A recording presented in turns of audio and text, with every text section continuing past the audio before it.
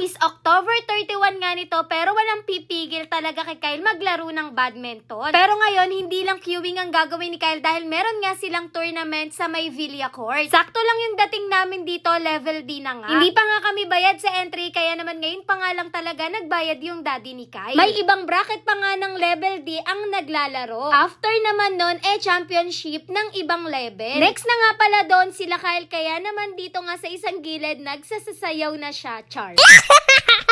Buti na nga lang talaga at hindi single yung dinala ng daddy ni Kyle dahil hihintayin na nga namin si Kyle para mapanood siya. Dito nga muna kami umupo sa may e-bike dahil wala na rin talaga kaming pwesto. Maya-maya nga tinawag na kami ni Kyle dito dahil tinawag na daw yung pangalan nila. Nag-start na nga din pala yung game nila dito at panoorin nyo na nga lang yung laro nila Kyle.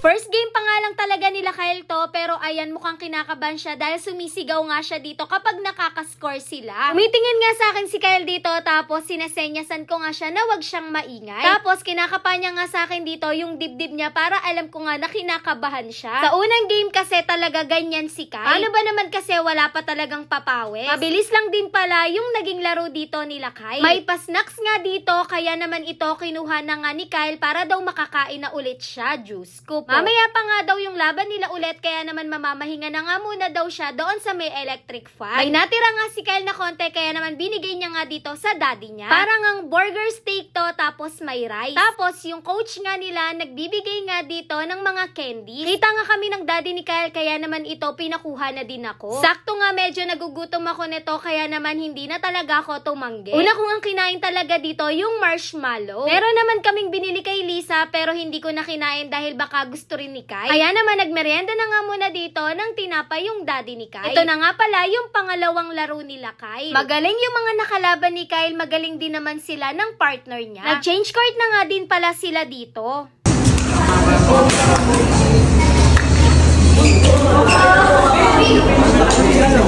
Konti lang pala yung kinuha din ng daddy ni Kyle na videos dito. Baka kasi umabot tayo hanggang bukas, char. Nakahinga na nga daw ng maluwag dito si Kyle. Paano ba naman kasi nakakadalawang game na nga sila. Success nga daw at isa na nga lang yung laban nila para naman mapunta sila sa championship. Nag-change court na nga ulit sila dito. Pag naman sila Kyle na yung naglalaro, nandito kami sa isang gilid ng daddy niya at nanonood. Pero kabado talaga ako kapag si Kyle na yung naglalaro. Maya-maya pa nga ulit sila Kyle lalaro, kaya naman makakapagpahinga nga siya. Maya-maya nga lang pumunta nga siya sa amin ng daddy niya at sinabi niya nga na alam niya na kung sino yung makakalaban nila. Nagpapalit ko nga din pala si Kyle dito ng jersey. Ayaw nga niya dahil baka nga daw nandito yung swerte niya sa jersey ng Shuttle Prime. Diyos ko po.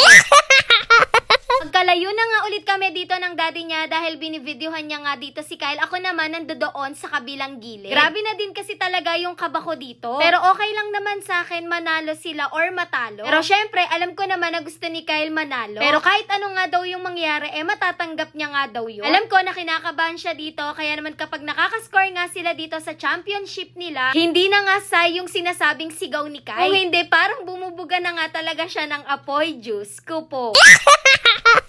Gusto lang daw kasi talaga niyang mawala yung kaba niya, kaya talaga siya napapasigaw ng gano'n. Tapos 3 beses pa nga talaga niya natamaan si sir na naka-gray dito. Pero palagi naman nagsusorry si Kyle at hindi naman talaga niya yung sinasadya. Kaya sorry po ulit. Dito nga nagdidikit na talaga yung score nila at panoorin nyo na nga lang. Ayaw sa pangit.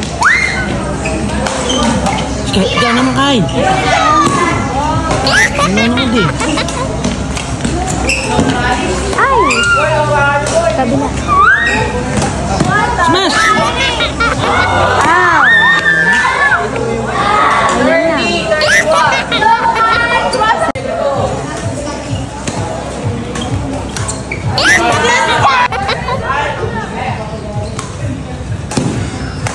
Ay! Pag nanonood talaga ako ng game ni Kyle, hindi talaga ako napapapalakpak or kaya naman napapayehe. Pero ngayon, napapasigaw at napapapalakpak na nga talaga ako sa tuwa. Nagtay nga yung score nila dito.